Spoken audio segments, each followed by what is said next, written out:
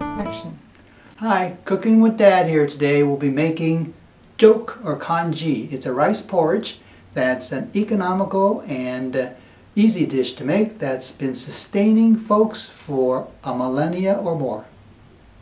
For this recipe, you'll need at least 1 pound or 2 of pork, 1 cup of rice that's been rinsed and drained, and then 12 cups of water.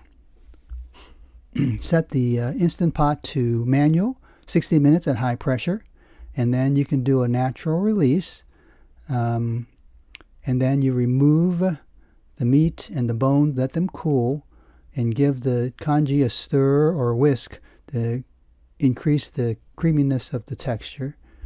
And then you can add salt. It'll be bland without salt, so add salt liberally and give it a taste to make sure it's to your liking. And then return the meat without the bones back into the congee. Give it a good stir, mix it up, and then you can serve this in a bowl and garnish it with green onions and slivers of ginger. Thanks for watching Cooking with Dad. Check out cookingwithdad.net.